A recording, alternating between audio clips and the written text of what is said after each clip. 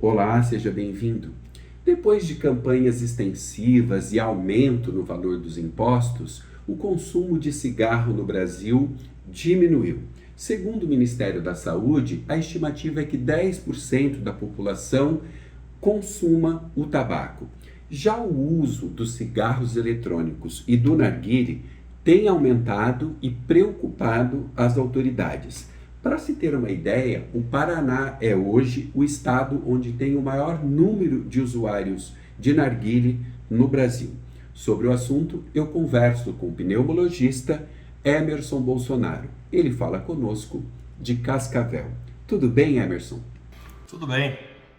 A queda no número de fumantes é algo a se comemorar? Muito a se comemorar. Você falou uns dados muito importantes aí, 10% hoje em dia a taxa de fumantes no Brasil, que na década de 80 chegou a 40%.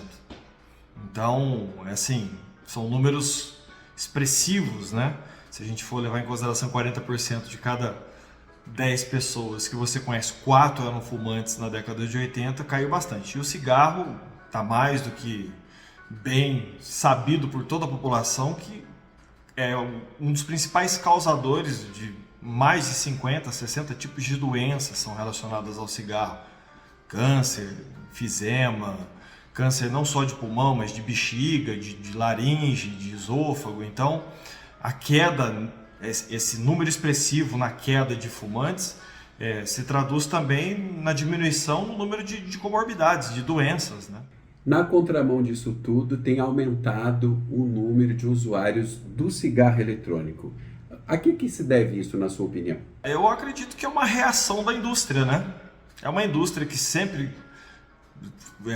faturou muito, ganhou muito dinheiro, é um produto que a margem de lucro é interessante e como qualquer outro ramo comercial, quando você começa a perder clientes, você se reinventa, né?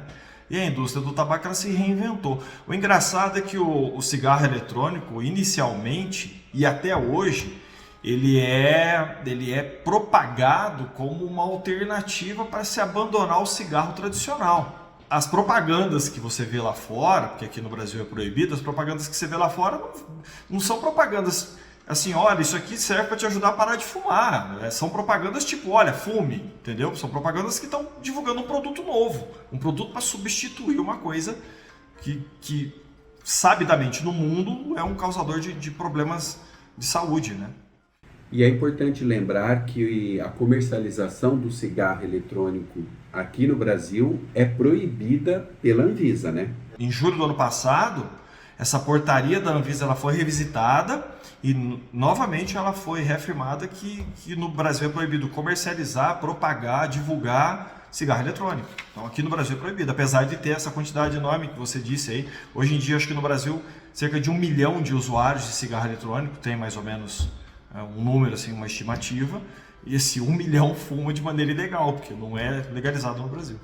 Quais os malefícios do cigarro eletrônico, Emerson? Uma das principais mentiras sobre o cigarro eletrônico é que ele é inofensivo, porque o que você inala é um vapor, não é uma fumaça. Isso não é verdade. É um aerosol ali que, com a queima do líquidozinho que tem ali dentro do aparelho, do dispositivo, você libera um aerosol que você vai inalar. Acontece que quem usa ou quem compra ou quem vende esses produtos alega que só tem propilenoglicol e a essência. Só que o propilenoglicol, quando esquentado, quando aquecido, ele libera uma substância que é cancerígena, que é o formaldeído. Então, só por ali a gente já começaria a pensar que a coisa não é boa. Sem falar que a queima dessas essências, da própria nicotina que é colocada ali, que depois eu tenho uma coisa interessante para se falar sobre essa nicotina que está sendo usada no cigarro eletrônico, da própria nicotina, dos flavorizantes que são os produtos que eles colocam para dar o sabor, o gosto, né, no cigarro eletrônico, a queima dessas substâncias libera cerca de 2.000, 2.500 substâncias, outras substâncias que não são divulgadas pelo fabricante. E muitas dessas substâncias, metal pesado, são coisas que então, tem várias substâncias ali que foram estudadas. Teve um grupo recente que estudou sobre a queima dessas substâncias. Eles notaram, eles descobriram que tem várias substâncias ali que são sabidamente cancerígenas. Esses malefícios, eles são mais graves daqueles provocados pelo cigarro comum? Se a gente for pensar que pacientes jovens foram submetidos a transplante pulmonar por uma doença aguda causada por um dispositivo inalatório, para comparar com o cigarro tradicional, por exemplo, dificilmente você vai ter um jovem que fuma 5, 6, 7 anos ter que transplantar o pulmão porque o pulmão foi lesado por cigarro de papel. Não estou dizendo que o cigarro de papel é menos danoso ou não, mas são coisas diferentes. O cigarro eletrônico hoje, ele é uma coisa nova no nosso meio, né? O cigarro de papel, o cigarro tradicional, a gente conhece há mais de 100 anos. A gente tem estudos, amplos estudos de décadas de acompanhamento de pacientes, de milhares de pacientes. Então, assim, o cigarro convencional a gente já tem documentado, descrito na literatura há muitos anos. O cigarro eletrônico está aí faz 10 anos, né? Então, assim, com certeza, durante os próximos anos surgirão doenças, surgirão lesões, surgirão casos, síndromes e estudos que mostram também outras doenças causadas pelo cigarro eletrônico. Essa geração agora de dispositivos, eles têm usado um sal de nicotina. Eles não usam a nicotina da planta, pura da planta, eles estão usando um sal de nicotina, que é uma mistura da nicotina com uma outra substância. Por que eles estão usando sal de nicotina? Porque o sal de nicotina, ele irrita menos a garganta quando você usa. Então, assim, é muito mais palatável para quem está usando, né? E esse sal de nicotina, o pico dele sanguíneo, pico de nicotina no sangue, é atingido em 6 a 7 segundos. O pico de ação dele é muito mais rápido e ele começa a agir no sistema nervoso central em 6, 7 segundos quando você inala, né? Então isso gera uma dependência muito mais rápida da nicotina, que é uma droga extremamente viciante, e faz com que o paciente tenha sintomas de abstinência mais precocemente, fazendo com que o paciente se vicie mais rapidamente. O fumante passivo também se contamina com esse cigarro eletrônico? Tem alguns estudos recentes que mostram que aquele vapor exalado por quem fumou também contém aquelas substâncias que fazem mal. Não dá para dizer que o fumo passivo de quem convive com o fumante de cigarro eletrônico é tão grave quanto o cigarro de papel, porque o cigarro de papel, aquela fumaça, ela fica muito mais tempo no ambiente. Estudos mostram que aquilo fica na parede, na tinta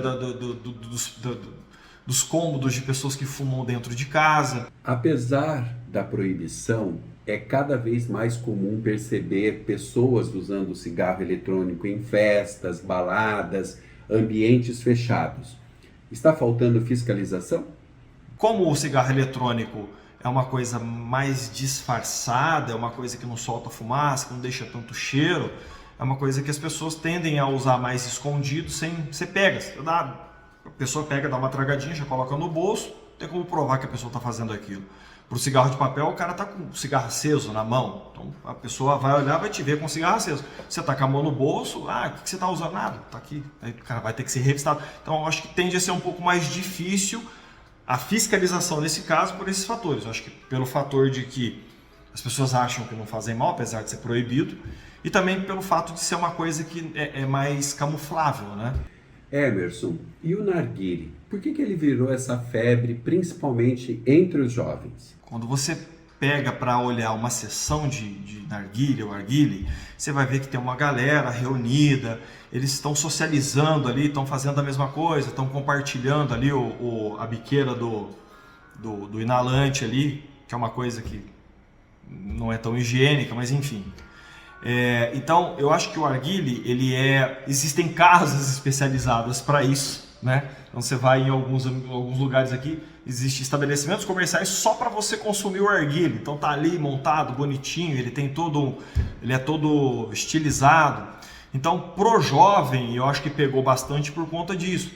É mais difícil do jovem fumar o arguilé em casa, por exemplo, que é uma coisa muito grande, é muito trabalhoso para acender. A graça deles é fumar em grupo, então eles não fumam tanto isso em casa sozinhos, porque, né, é mais trabalhoso de se usar. Mas, por outro lado, o arguile também tá até mais mal do que o cigarro convencional e também tem nicotina. É fato que numa sessão, né, para usar o narguile, seria o equivalente a pessoa consumir entre 100 e 200 cigarros comuns por hora? Existe um estudo que mostra que com a frequência determinada ali de tragadas na biqueira, a pessoa acaba inalando a quantidade de 100 cigarros mesmo. A gente tem que levar em consideração, e eu não estou aqui, pelo amor de Deus, fazendo nenhuma defesa de nenhuma dos dispositivos, mas, por exemplo, o cigarro de papel ele tem um filtro. O arguile não tem filtro. Aquele líquido por onde a fumaça passa, aquilo não filtra absolutamente nada. Aquilo é para dar sabor e para resfriar a fumaça que está vindo de uma brasa, de um carvão. E aquela fumaça ela vem muito quente. Então, se fosse para puxar direto na boca, aquilo machucaria a boca. Então, ela passa por dentro daquele líquido para dar o sabor. Eles colocam coisas ali das mais variadas. E aquilo não filtra nada. Então, você está fumando fumaça de carvão, que é aquelas pedras de carvão, com essência, que é o fumo, que é a nicotina. Tá? O material particulado que você está inalando lá é pior do que o do cigarro de papel, por exemplo. Ou seja, a pessoa está meio que montando uma bomba relógio em cima do próprio pulmão. Com certeza. Eu costumo dizer o seguinte, tanto o arguile quanto o cigarro eletrônico, a pessoa ela não vai ser fumante de arguile para sempre. O jovem que vem aqui, que os pais trazem preocupados, muitas vezes os pais não estão preocupados porque acham que o arguile faz menos mal do que o cigarro, eles acham que uma hora o jovem ele perde o interesse no arguile e vai parar de fumar, porque, enfim, né, a turma se desfaz e tal. Mas o problema é que ele está inalando a nicotina ali. E como eu disse ali, a nicotina ela vai fazer com que esse jovem ele se torne dependente dela. É uma droga que causa extrema dependência, tanto quanto a cocaína. Então, ela precisa de poucas doses para já tornar o cérebro dependente da necessidade de usar a nicotina. Então, o arguile, ele, a princípio, pode ser só uma onda, ele está de onda, é só uma fase. Só que ele está se viciando na nicotina e depois ele vai procurar a nicotina de outras maneiras. Em quanto tempo os problemas decorrentes do uso, seja do cigarro eletrônico ou do narguile, começam a aparecer? Nas primeiras tragadas você já começa a desenvolver irritação da mucosa brônquica, irritação da mucosa oral. A nicotina, por exemplo, além de ser viciante, ela é uma droga que aumenta a frequência cardíaca, aumenta o tônus muscular, aumenta a pressão sanguínea.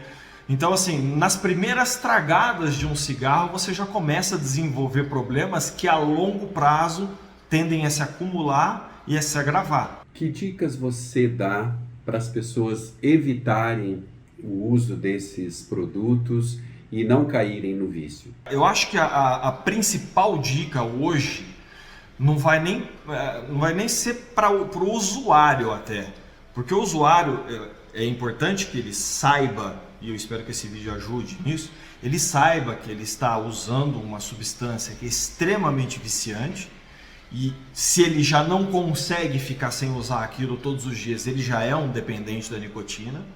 Mas eu acho que muito mais importante do que isso é a gente ficar atento com as crianças, né? Nessa faixa ali de 10, 12, pré-adolescentes, né? Que eles têm muita curiosidade.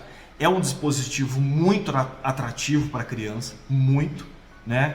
Ele é pequeno, ele é, como eu disse, camuflável, ele é bonitinho, ele é eletrônico, ele acende luzinha, ele solta vaporzinho. Então, assim, pode parecer inofensivo, é diferente de acender com um cigarro, uma brasa, fumaça que deixa cheiro. Então, eu acho que assim, o cigarro eletrônico ele é um mal grande para os adultos, mas assim, antigamente, como eu disse, nos anos 80 ali, que é 40% da população era fumante, mas eram pouquíssimos as crianças e adolescentes que eram usuários de cigarro tradicional.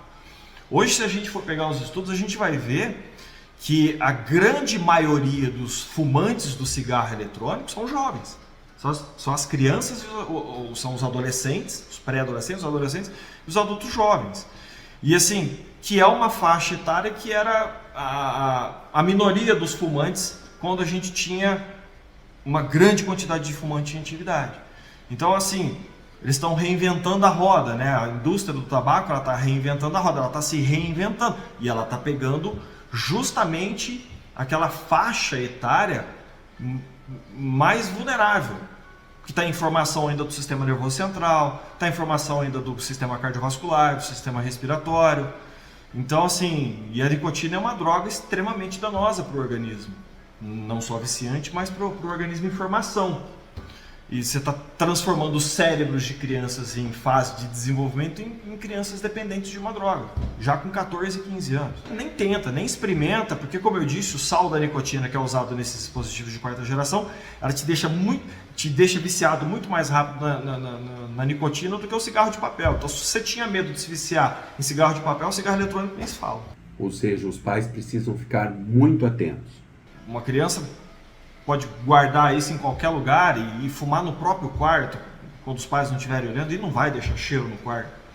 Então, assim, se você não der um flagrante ou não fizer uma busca minuciosa num quarto de uma criança dessa, você não vai achar o dispositivo, não vai saber que ele está usando, né?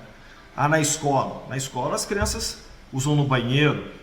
O banheiro não pode ter câmera, tem várias escolas hoje em dia que tem câmera, mas no banheiro não pode ter câmera. Então a criança vai lá no boxinho do banheiro lá e usa. E não deixa cheiro. Emerson, obrigado pela entrevista. Eu é que agradeço a oportunidade. E a você, obrigado pela atenção e até o próximo vídeo.